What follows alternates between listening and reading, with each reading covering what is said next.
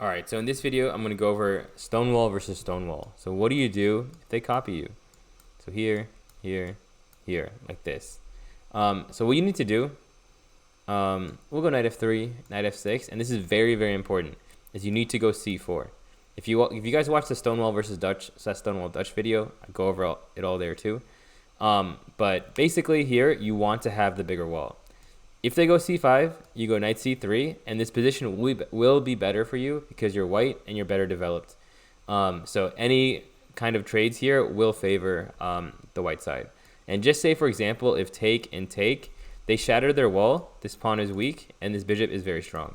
So if they ever take there, you're doing great. If they take on d4, you go e takes, you got rid of your weakness, and we're going to do all the same kind of things that you're going to see in the normal variation.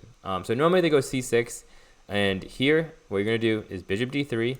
So we want to go c5, but if we go c5 immediately, this pretty much becomes early c5 before the DSB moves, and now b6, and you can get into some trouble.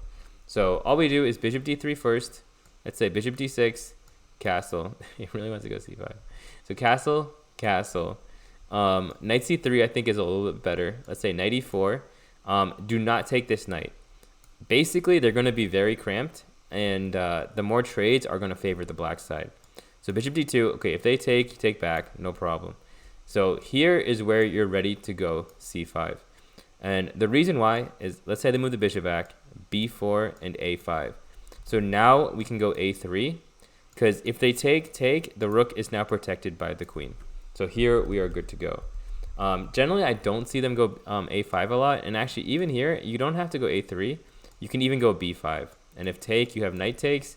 You're trying to get the bishop. You got a protected kind of pass pawn. And we're doing very well here.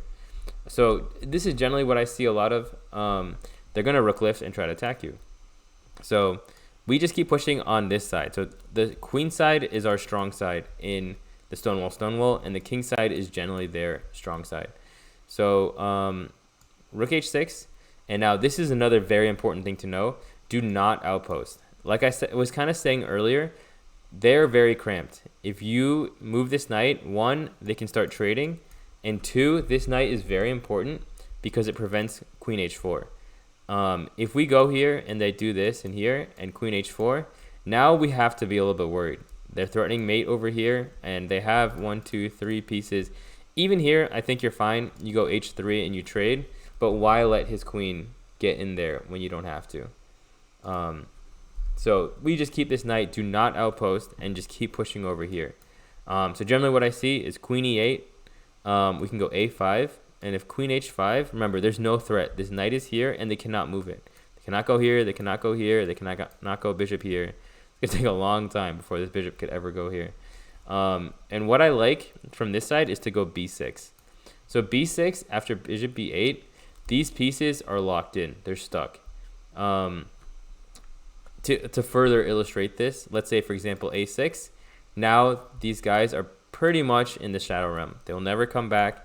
And we actually would attack on this king side, but at this point, they're down a rook and a piece. So we can do kind of whatever we want.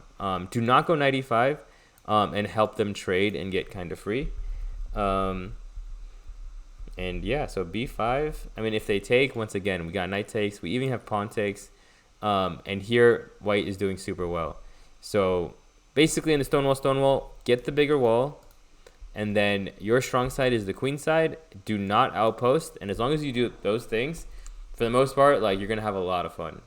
So actually, like, when I first played the Stonewall, when I first taught the Stonewall, like, I wasn't really sure what to do against Stonewall. We all just hated it.